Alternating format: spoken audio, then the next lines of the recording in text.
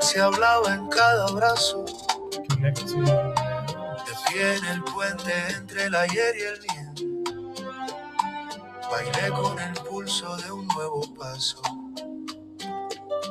Hoy miro atrás y solo veo el... Give a few minutes for people to join in. I think you can hear me this time.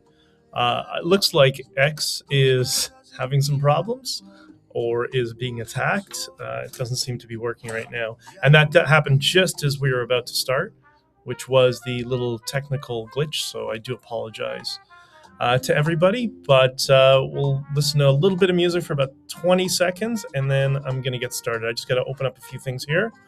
As a result of all these technical glitches and me having to reboot over and over again. And everybody who's coming into Substack, good morning. And I apologize yesterday. I should have known. You know, I'm trying to improve the sound quality, and I forgot to put on the mic, so nobody told me I didn't have the mic attached and plugged in. So hopefully the sound is better. If that happens again, you can just let me know. Okay, now let's give it about 20 seconds or so. Let me finish this off and close some windows. It's such a pleasure to be able to have some music on. I'm going to integrate that somehow in the beginning sometime soon. Once I get this all sorted. Okay, we got a couple people starting to join in. Let me get to my notes here. Okay, let's see. Today's going to be pretty interesting. And I think, if you'll probably notice, I'm not, after all the talking about it, I am not actually in Colombia. So please like, share, and subscribe. Good morning. We're going to have, hopefully, what is the best day of your life after Scott Adams. For those of you who are still grieving, we'll talk about that in a little bit. But please like, share, and subscribe. So I want to thank you all for joining. You know, the best thing about having a small stream, you know, because there's a group of you that are always here, and I really appreciate you. And there's a bunch of you who listen afterwards and send me comments and notes. And the thing that's great about having a small stream is you can have disasters like this morning, and it doesn't really matter. I don't know what's happening with X. It didn't seem to work on Chrome for some reason. And then, boom, it stopped working on Safari. So I think X is experiencing some sort of DDoS attack or something like that. I'm sure they'll figure it out. You know, that whole free speech thing being a problem for so many people in the world. So anyways, yes, I am not in Colombia. I will explain that in a few moments. I did ask, I know there's many of you who are still grieving about the loss of Scott Adams. And I asked, earlier, I don't know how many people remember, but there was a time when Scott was on Twitter and had, his stream was a regular thing. It was around the time that there was a shift away. I think he was still doing Periscope as well. It's been so many years. But he had less than 20,000 followers, far less than the 1.3 million that he had at the time of his passing. And I don't know if you remember how intimate, for those of you who do remember, how intimate his stream was at that point. It was kind of nice. It was kind of nice that it was this small little group of people getting together and just hearing him talk out some ideas. Many of ideas, there are things that we agreed with as well. But I think, for those of you who are still grieving, I'm with you. But, you got to forge ahead.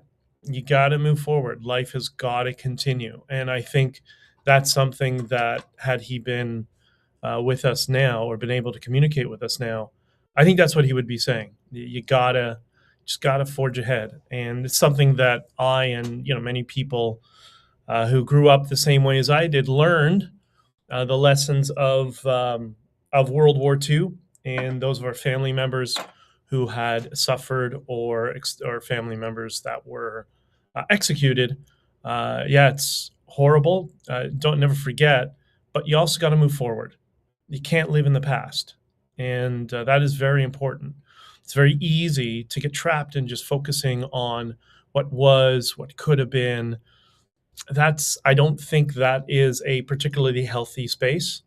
And I think the healthiest way to grieve for somebody, especially somebody like him who believed that we should all be useful, you got to forge ahead and be useful. So, anyways, we'll maybe touch on that a little bit after, but please like, share, subscribe, link, click, all that sort of stuff. Bell link, I don't know what that does. I don't, whatever. But you do what you think is right for those who appreciate our time to come together and just talk about stuff. I got some interesting stuff today that we're going to talk about. So for those of you going to ask, just people, the Bitcoin world, are going to ask why I'm not in Medellin, a place that I love so much. And listen, I would love to be in Medellin right now.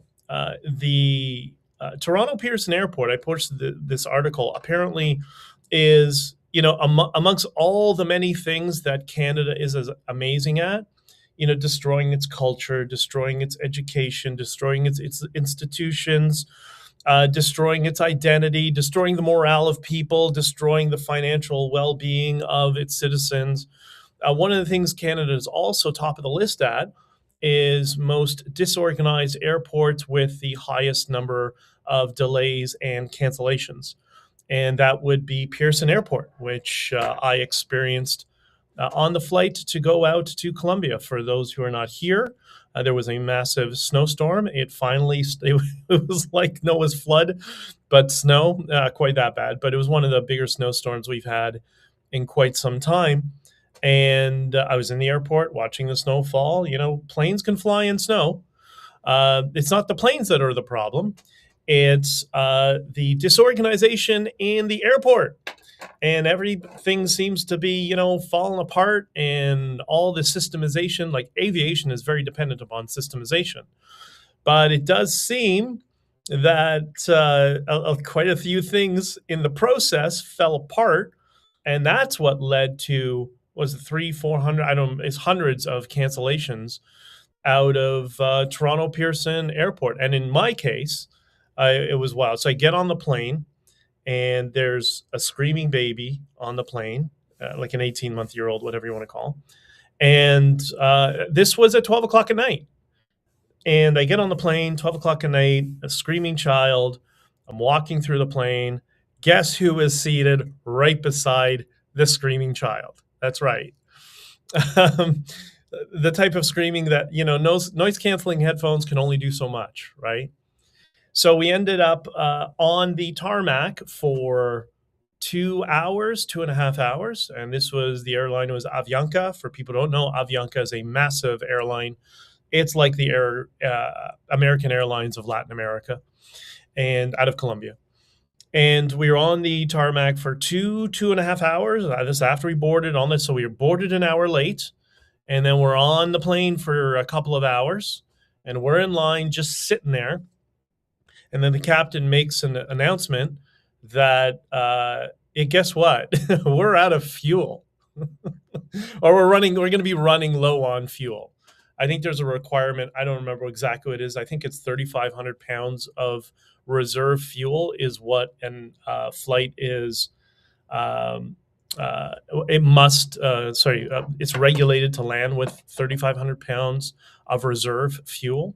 And so they probably would be coming close to that. So they said, okay, we have to return to the gate, refuel. Then we have to go to the de-icing machine for the second time. And then we have to join the queue at the end of the line. And anyways, long story short, I didn't end up making the flight. And it's interesting because Avianca has a very famous crash that happened in either LaGuardia or JFK, I can't remember which one, where the plane ran out of fuel. It was tapping into reserves, circling the airport because of weather. And so I guess they're a little risk averse to that. So, bravo Avianca for being risk averse on that particular issue. So I am trapped trapped. I'm in Canada. Didn't make it to Colombia. So everybody who's at the Medellin conference, I love you guys. I'm sorry I missed you, and hopefully I will see you next year. And I may likely see you before the end of the year. Anyways, I'll probably be making a trip to Colombia for personal reasons before then, just to visit some people and maybe see some of you. So anyways, that was my experience at Toronto Pearson Airport. So there you go, Canada top of the list again. This time with one of the worst airline systems in aviation. Good morning, Jesse, and say hi to Rocky. I hope you guys are great. And Jesse says, like, share, subscribe, and turn on those notifications. Well, thank you. That's very sweet of you, dear. I know there's somebody in locals. I can't figure out how to see locals. Whoever's in locals, there's some people in there. If you can just pop a little chat. I don't know if the locals comments will appear in this end in the encoder. I think they will, but anyways, when you get a chance, do that. I posted something that was very interesting I came across yesterday, and this kind of parallels a little bit to Scott Adams. We'll talk a little bit about him from here and there, just because many of us are still somewhat grieving at this point. And this was interesting. It was a short little video on YouTube with Elon Musk, and it was him candid on at SpaceX on their equivalent of, I guess, a tarmac, where the rockets are staged and moved out for launch. And they were asking him about his systemization process, how he sees businesses and how they should operate versus how they don't operate, so how he operates differently. And for those of you who liked Scott Adams and listened to him, much of this, I'm sure, will sound very, very familiar. And for those who don't know, Elon Musk clearly was very influenced by Scott Adams. My guess is he began reading Dilbert around the same time that I did in the 90s. And it was very popular amongst my friends who are big into computers and stuff. And I'm sure that's how he came across it. Anyways, he explained these. I mean, he called it 5 things, but I guess it's really 6. But he pairs a couple of them together. But anyways, the point is, this is what he explains about how businesses should operate. And ask yourself, is this how government operates? This is probably why there was so much friction.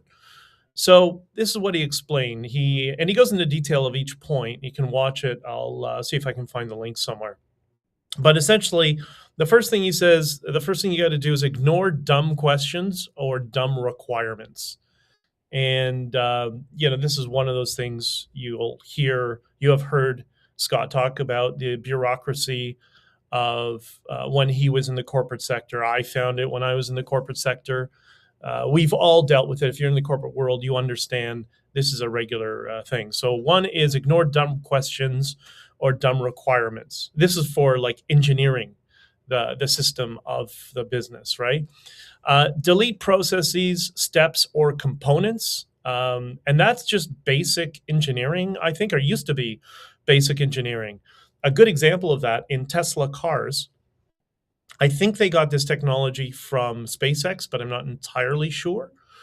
So you see all these electric cars, and then you have Tesla electric cars. They're very different in design, in engineering, in many, many ways.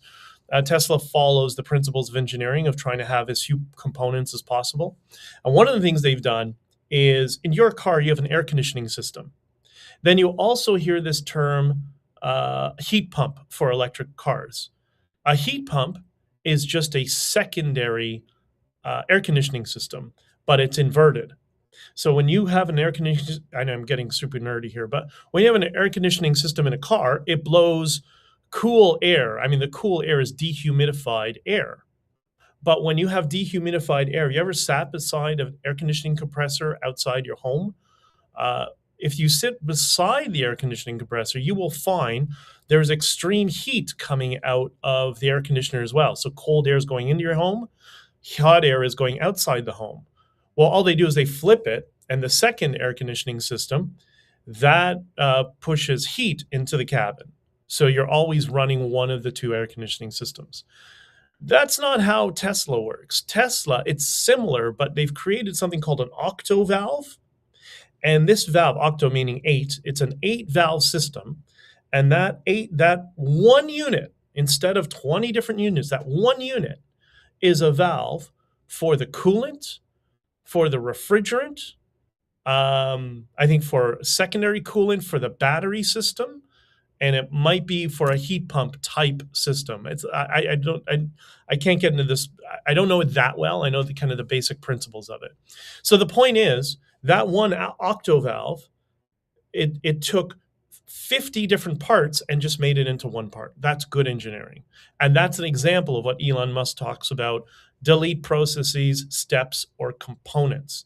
And if you understand cars and you understand the engineering of what makes Tesla separate from other cars, they very much follow this process. Whereas traditional car manufacturing, or as I call them, the heavy equipment manufacturing, it's in their interest to make more complicated processes. Why? That becomes more service visits for you at the dealership. And Tesla cars are engineered to commercial standards, apparently, which is why they last hundreds of thousands of miles longer than regular cars. Okay, anyways, so delete processes is step 2. So ignore dumb questions, delete processes. Next, requirements or constraints must come from a person, not a department or a bureaucracy. And that's very much the Dilbert filter, the Dilbert influence, I guess, that Elon Musk got. If something is being justified that, oh, it's this department said we have to do it, no. If you don't know the person's name, then it's probably a waste of time. Simplify and optimize, accelerate cycle time, and automate. And what's interesting about, to go back to that requirement and constraints, and that comes from a person, not a department, Elon Musk in this interview explains that even Tesla has experienced what he called a Dilbert cartoon.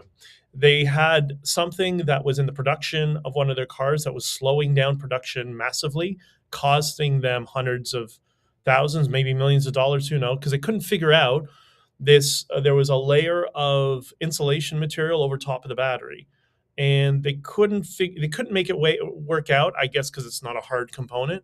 Whatever the problem was, it was interfering with the production of their cars. So he went around and started asking people, why are we doing this? So he went to the one engineer said, oh, it's a fire regulation. And okay, so they tried to engineer around it. They still couldn't. Then he started diving deep into it. So what's this fire regulation? Well, I don't know. It came from somebody said, oh, I don't know if it's a fire regulation. I think it's a battery requirement or something like that. So he went to the battery department, if it was, and they said, oh, no, it's a fire regulation. So the fire, one team thought it was the fire regulation, but the fire regulation people thought it was a battery requirement. Turns out it was neither of them. It was just, something through a broken telephone, through the,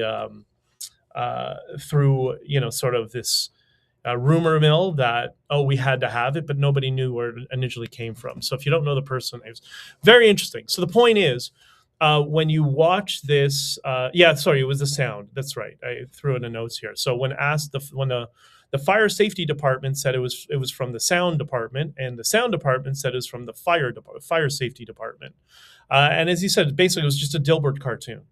And by the way, that's how politics works. It's not so much of that in party politics. It's ridiculous. But the difference is, in party politics, no one wants to change.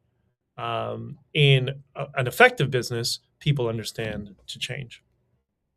Next up, sorry, I like Dilbert, and that's it. Oh, okay. Well, Dilbert was amazing. So Trump is we'll go through the Trump news because gets relevant to Canada, which is really quite funny. Tr- so Trump and Greenland. Let's start with Greenland. I think we all have seen by this point 31, I think it was, special forces from Denmark have been sent to Greenland. And there's people on the right who are dismissing it and saying, "Oh, yeah, there's their protection force." Well, it was really a reconnaissance force. Um, so you never know what they're. That's kind of intelligence people. It's not really a fighting force. So I think they're a little bit distorting what it was. But still, nonetheless, I don't think there's anybody in the world who thinks Denmark is going to be going to war with the United States and vice versa. It's just a staging mechanism. And it was funny. There was a video of the negotiators from Denmark. They came out of meetings with, I guess it was Vice President J.D. Vance or Marco Rubio, maybe both, I don't remember, was.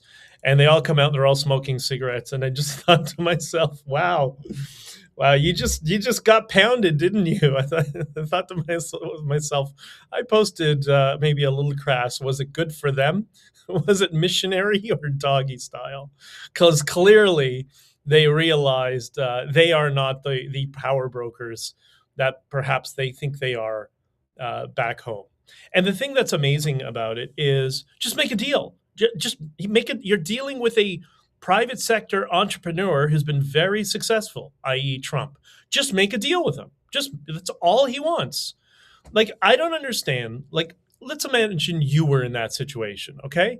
You're the head of Denmark. You have Greenland, which has all these natural resources that you really don't have the money to expropriate. And there's severe regulations from your woke left who opposes everything.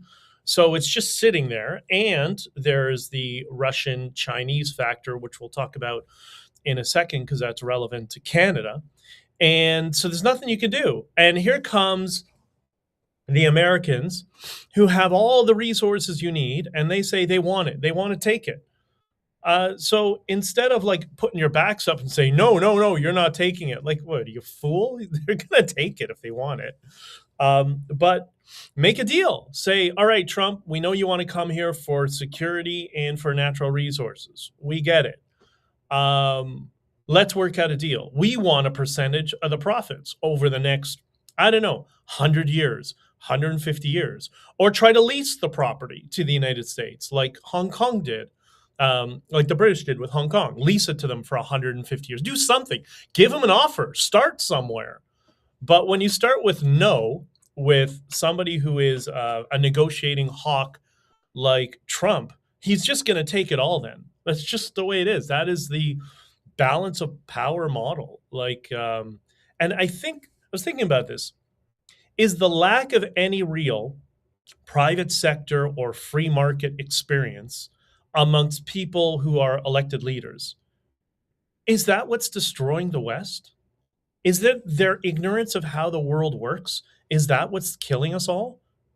I like to joke sometimes that our politicians are all morons. They're not all morons. There's some that are actually care a lot and try very hard, and they understand what they're working within.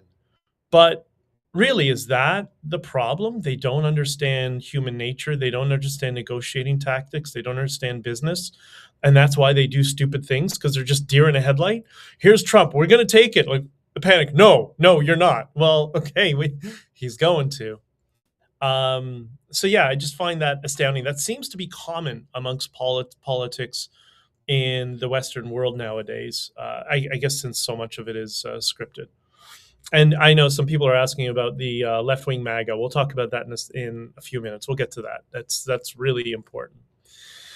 So while this is going on, meanwhile, in Canada, oh my God. So, all right, we have the highest rate of canceled flights in the world.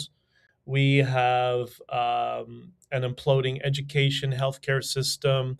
We have woke ideology all over the place, DEI. Hey, maybe DEI, is that what's causing all those planes to be canceled at Pearson Airport? Do they have a DEI policy? So you get, you become a logistics manager, an air traffic controller, or something like based on your skin color. You see how this race obsession negatively affects us economically. Am I in Canada and not Colombia right now because there was a DEI hire based on their ethnicity or their religion that gave them the job, and that's why I missed my flight because they're completely incompetent? Maybe. I don't know. But anyways, so that's Canada right now. I posted a message online. This was on X, and I'm trying to post more to Substack and X at the same time. So I'll get more to the Substack audience as I'm slowly making the shift to prioritize Substack. But we'll talk about that in a future episode. But the post was this.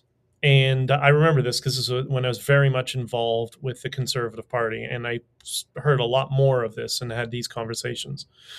And it said this: nuclear subs have been surfacing in in the Canadian Arctic since at least 2012. That's when I found out about it, probing gaps in border security and patrols that's in the Arctic.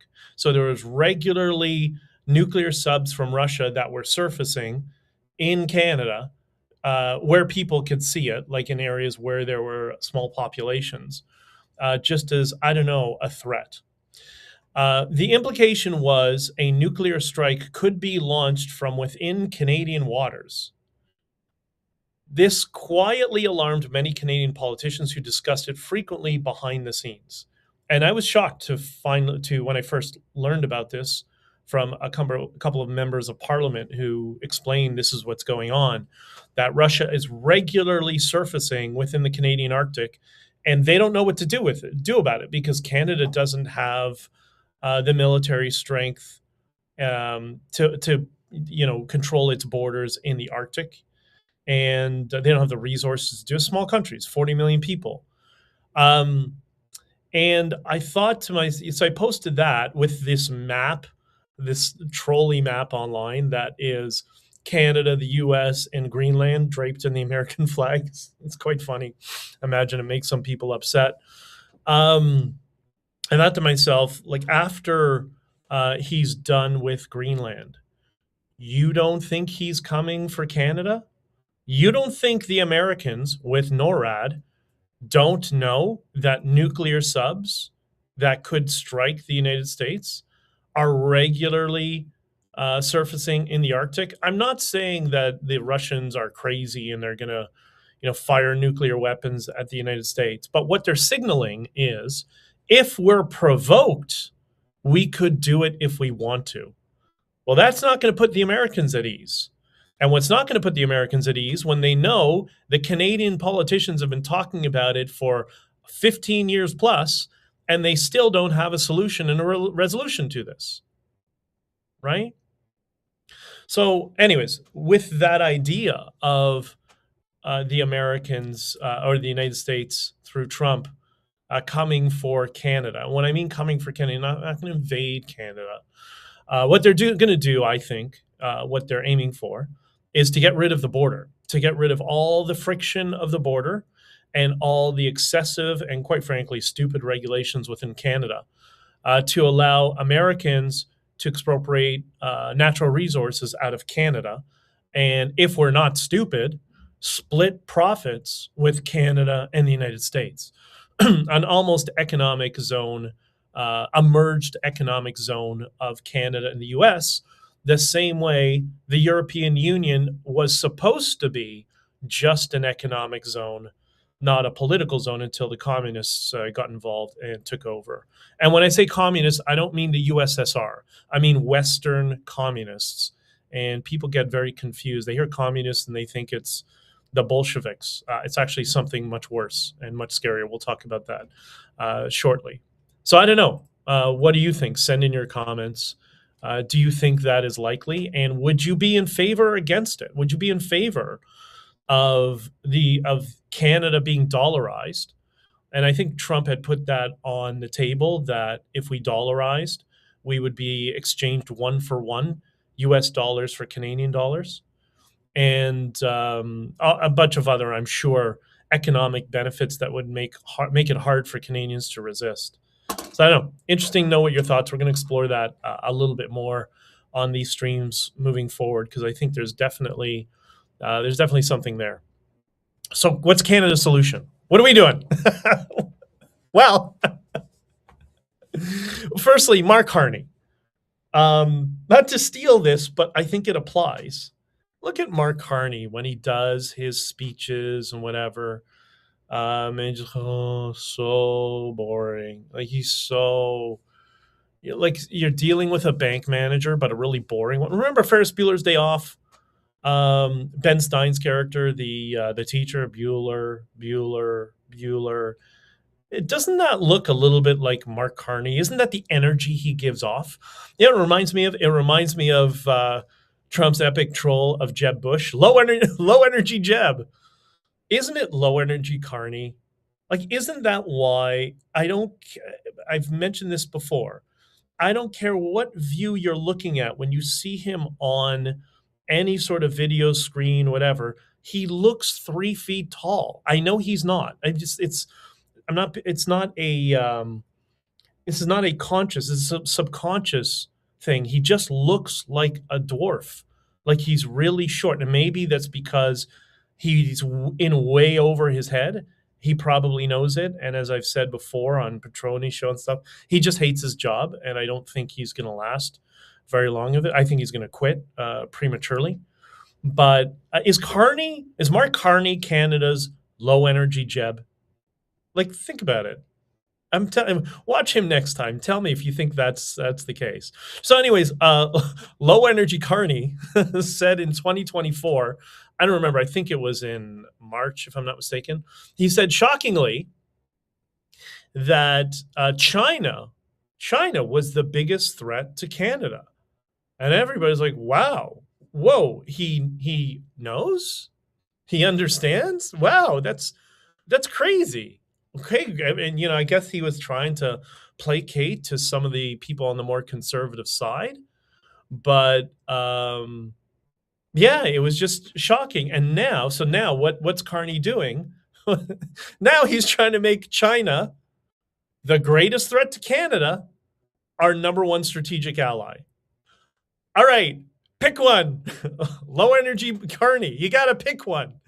Is it the biggest threat to Canada, or a year later the strategic ally? Like, which one is it? So like I said, in way over his head, whenever you watch him, just imagine Mark Carney is 3 feet tall, and you'll see it.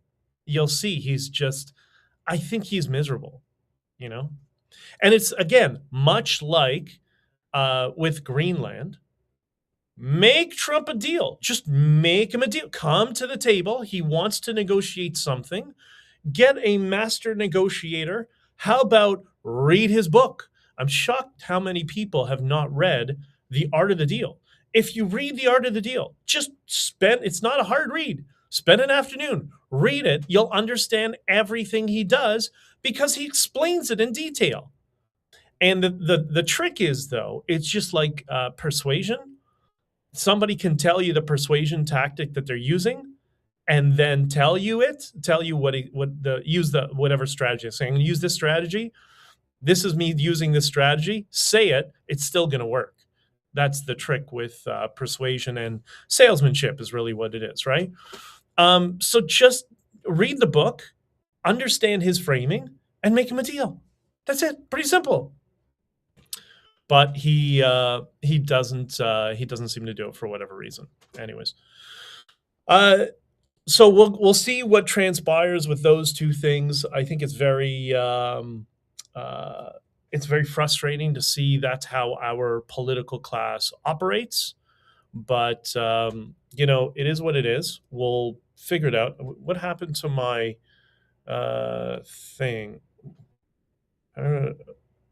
Okay, something just happened to my.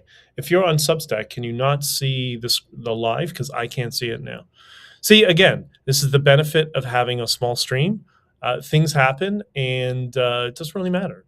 But all right, well, if you're on Substack, and if you've lost the image, I apologize, but I don't know what to do, and I can't do tech support in the middle. So I'm just going to leave it the way it is, and hopefully it will self-correct. All right.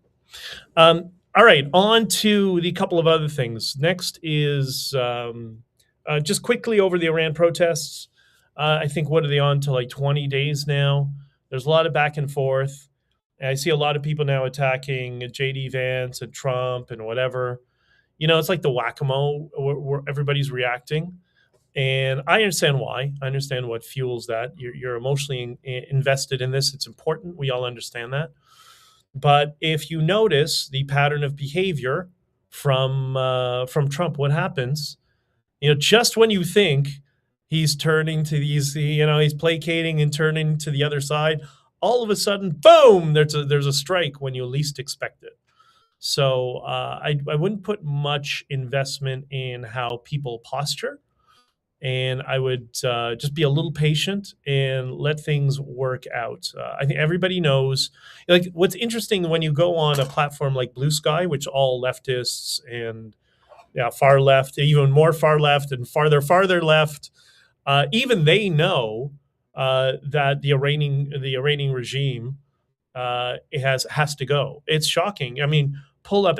There's multiple articles in TechCrunch, for example, and these are people who are liberals who understand that the Iranian mullahs need to go. So everybody knows. Everyone knows they have to go, and that's why they're trying to move money out. And it was reported yesterday, I think, that the heir apparent, the son of the Ayatollah, said that he's apparently trying to leave to either Dubai or Qatar, and trying to wire $1.5 billion or something. So they know the end is near. And if the Trump administration sees that as well, it's only a matter of time. So I wouldn't worry too much. Now, it could be wrong. We all could be wrong, but that's how I see things right now.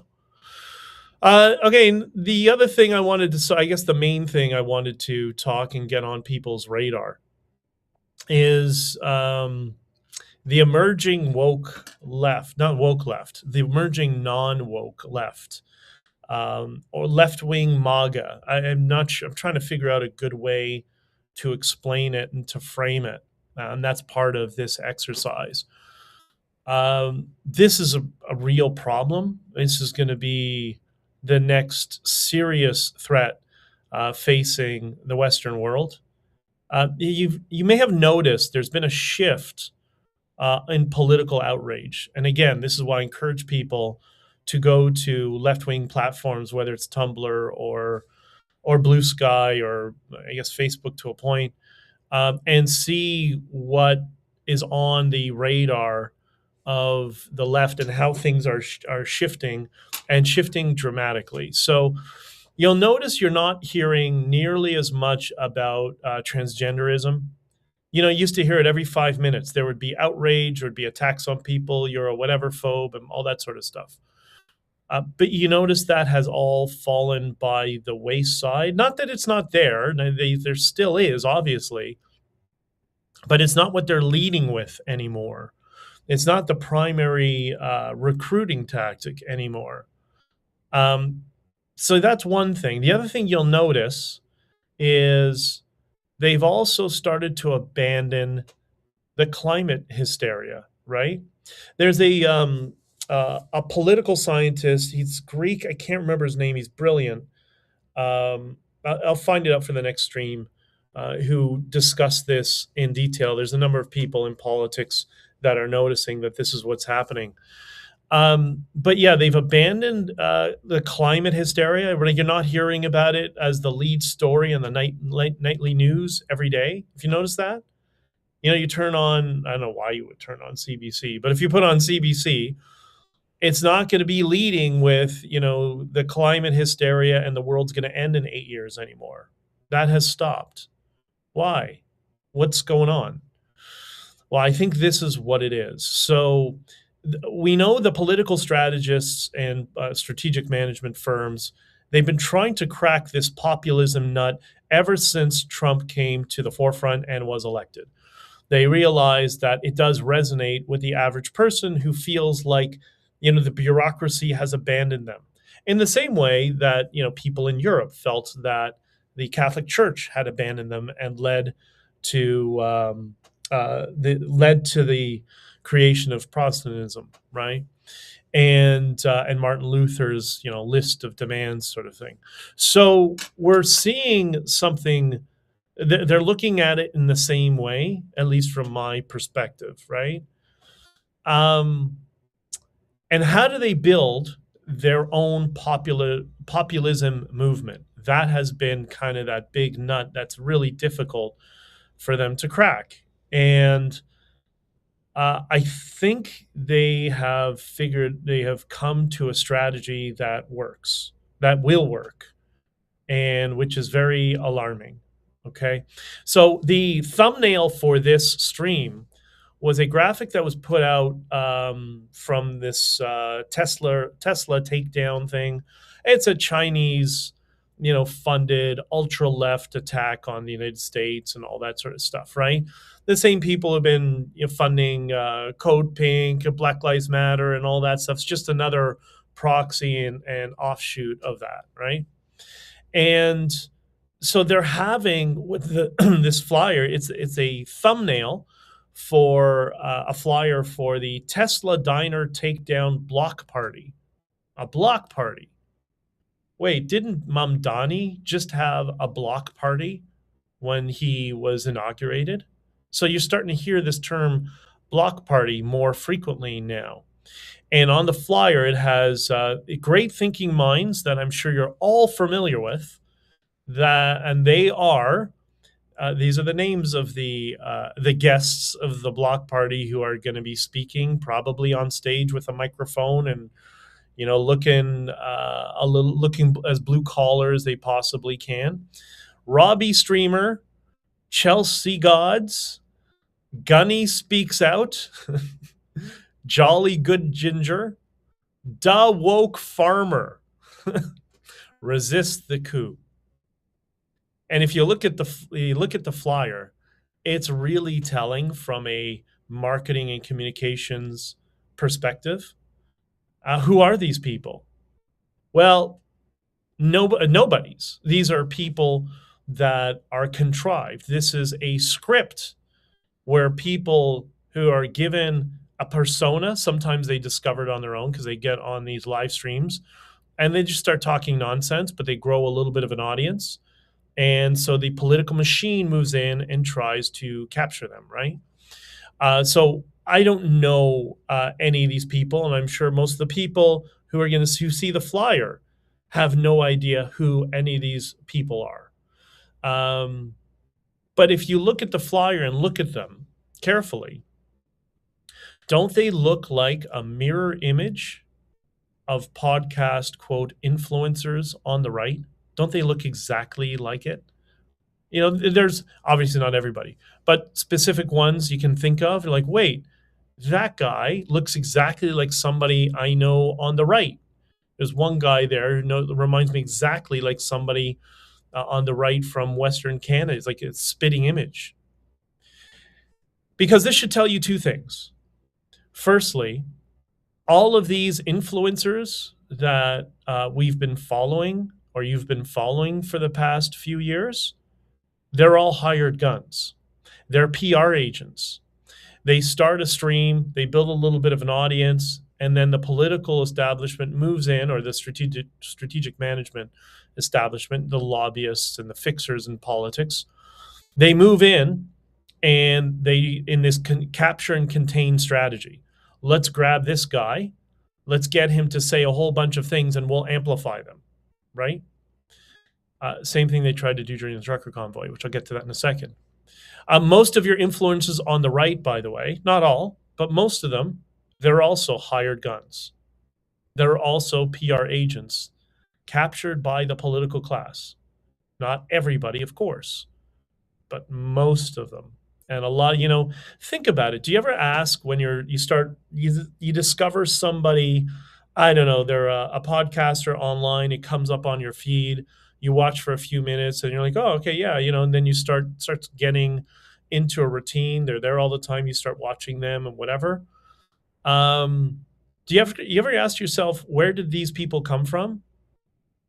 Do they work? They have a job? What do they do? Why are they on my feed all the time? Why do I keep seeing them? Why do I keep agreeing with everything that they say? That's no accident, because none of this is organic. Absolutely none of it. Well, very little of it, we should say.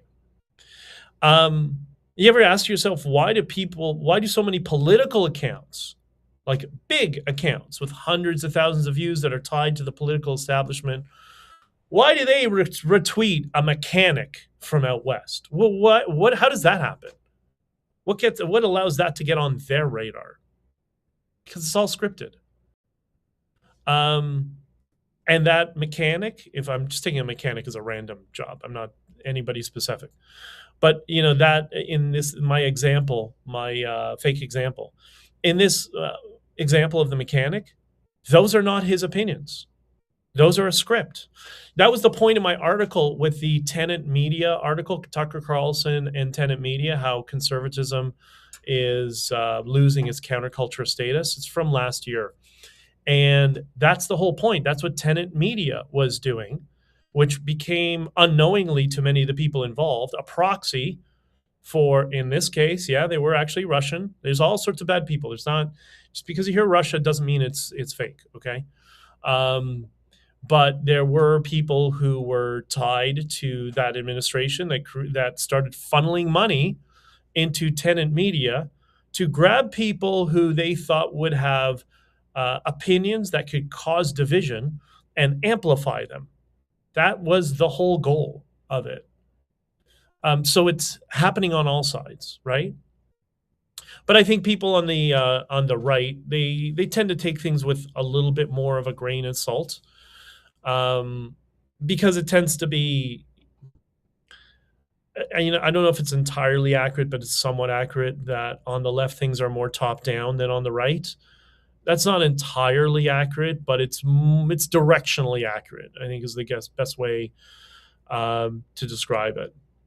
But anyways, these people, these captured PR agents, is what they become. Those are their opinions, but it's really a script, because then they get people who start amplifying. So, yeah, we'd like you to focus on this. Really loved you talking about that. Yeah, everybody loved this. The administration loved you talking about this. You should talk more about that. So it's not under threat. It's not the coercion threat. It's the reward threat that, oh, you're a good boy, that you pat on the back. You said the right thing. Now important people like you, and they're going to watch you if you talk more about this issue. So that's what's been happening in this space. And you can see when all of this started, and I'm going to say this and people are like, oh, that's not true. I'm like, okay, fine. But I know, because I was there behind it. This is what started during the trucker convoy. That's why it was such an important moment. And I mentioned that Jordan Peterson and I talked about this privately. And I'm not going to get into the full details of our private conversations, but the idea of my banning the legacy media, something I've been advocating for the political parties to do for some time, and instead giving the opportunity to alternative media. And in my case, I was going for, and I explained before, trying to get 100 million views in alternative media that first week. That seemed to work. And ever since then, they understood, wow, legacy media doesn't have the luster that we thought it has. It doesn't have the influence power that it used to have. So that's when all of this started. And you could see, from my eyes, I can see that, oh yeah, they're trying to do what we did. I get it. They're trying to capture everybody around us. Oh, and they're trying to capture podcasters, small influencers, whatever, and have them turn against everybody else so they can contain and capture the movement, the idea, and make it a political party or political establishment play, which is what they did. But now, when you're starting to see that happen, and this is the part that's really dangerous, this is what's going to be done to create left-wing MAGA populism. And that's why that flyer for the Tesla takedown looks the way it does. It's all contrived. All of it is, it's as real as WWE or WWF wrestling. it's the same, it's a similar strategy, right? They all know who's going to enter the ring and who's going to throw which punches and who's going to win the match. That's what the political establishment is doing from a public relations standpoint. And the problem on the left side of this, now that they have understood this strategy, and now that they are going to grab it, and remember, so much of left-wing politics in the Western world is all foreign funded, that it's essentially they're using that part, the extreme left, they're using that part of the political spectrum to destroy the West from within. And what are you going to see? You're going to see Stalinism with a Southern or rural accent, right? All those hateful people, you got to get rid of those people who hate us because we're America. They're going to drop that ridicule of America and they're going to embrace it and say, no, no, no, Donald Trump's not America. I'm America. That's what they're going to do. And the persuasion tactic is called absorb and amplify. They realize now that they won't win by attacking the MAGA Republicans, so just become them. That is how brainwashing works. So this is going to be a real problem. This is going to be very dangerous. And this is why it's so important for, in the case of the United States, for the Trump administration to get so many of his executive orders into legislation and written into law, because this is who's coming down the pipeline. And you will see this. Now you understand Tucker Carlson and the woke right, because that's the populist wing perceived that can be bought and moved to this new left-wing MAGA. They won't call it left-wing MAGA. They'll call it, we're just America for all Americans. That's how they're going to sell it. And many of you will fall for it. Because if you hear this over and over and over again, and then you hear people criticizing Trump or the Trump administration on one single issue that you disagree with, then, and they keep amplifying the part that you disagree, guess what? You're going to change. That's how many of us are, right? Jesse, Venezuelans and Iranians will never vote lib. You'd be surprised. You'd be surprised how people can be moved. Anyways, so that's what we're going to see happen. And my goal here is to try to shed light on this in this stream, which I'll probably be doing a little bit more regularly. I'm just trying to figure out the schedule so we can talk about the emergence of far left MAGA and how it's a complete co-opt of MAGA and how they're going to try to use it to essentially destroy whatever freedoms you have left in the Western world. And they will frame it as, no, we're just being American for America, you know? Yeah, very dangerous. It's quite alarming. And then there's the issue that is the glue that brings them together. We'll talk more about that. And that's the Palestinian hoaxes. That's why they talk about Israel all the time, over and over. That's why Dave Smith won't shut up about Israel over and over again, because he's the glue. People like him are the glue that's going to glue together, that's going to bond together the left-wing MAGA. That's what he's doing. That's why he's paid to do what he's doing. So, can become very interesting moving forward. But I'm going to end off now with, I like to talk about some positive reframing of things and where we're going, because it's not all bad, and it's very easy to focus on things that are negative. As you know, Jesse, we've talked about this in the past. And Jesse, I hope everything is going well with you. I know you're dealing with some stuff, so I wish you luck, and we all love you. But there's the skill is, in the face of a lot of negativity, of being able to still focus on all the positives that are occurring around you. And that's a difficult skill to develop.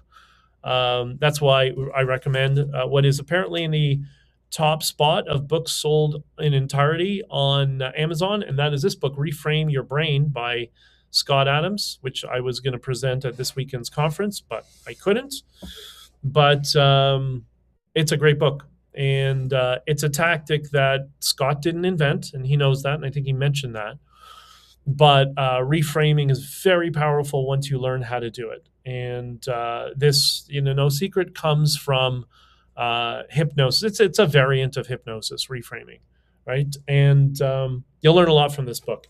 You'll probably only get 2 or 3 reframes, but hopefully you'll develop the skill of understanding the reframe and how to focus on positive. And look at this. Look at this. There's another book here you should all get, Honking for Freedom, the trucker convoy that gave us hope, which is also a reframe. And I did an article on this in Substack quite a while ago about the greatest reframe in Canadian history, which is what we were going for, and I think we were successful with. So honkingforfreedom.com, you can get your copy. So yeah, the things I just wanted to bring up, and this is for many of you who are still grieving over Scott, as many of us still are. The first thing is, to honor his memory, you got to move ahead. You got to forge ahead. You got to be useful. That would make him, I think, most happy. But as I said last time, he gave us all over 3,000 podcasts, a number of micro lessons, a lot of streams on locals of his view of the world that was, I believe, very practical in the sense of understanding the human operating system, which is sometimes very different than just a regular general practicality. It's more focused on our emotional state, which is why I think it's more practical than just raw pragmatism. But so it's not like he left you with nothing. He left us all with an archive of very wise perspectives on things, even when you disagreed. And I think that was the ultimate play of being useful, I think, is what he did. So remember that, honor his memory that way, and we will deal with left-wing Maga copycats as they emerge, because this is going to be a very serious problem for all of us if we don't nip it in the bud and get our political leaders acknowledging and talking about it now and rejecting it as soon as possible. Jesse's arguing with me. I love you, Jesse. Your book is not a reframe. It's factual truths and that were dismissed and ignored. Yes, it is. But how I did it was a reframe. We'll talk more about that. All right. I love you, Jesse. I love the rest of you. Thank you for watching. Those of you now, in the future, those who will be listening in the future. Today is Friday. I believe I'll be doing a live stream tomorrow.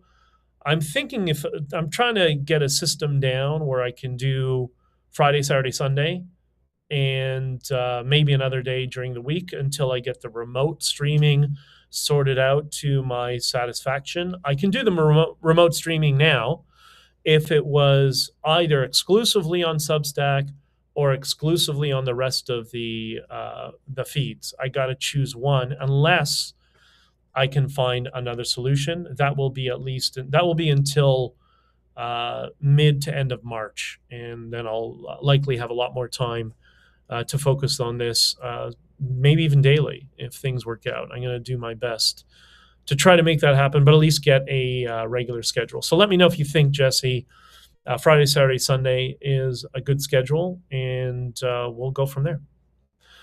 All right, I'm going to shut it down now.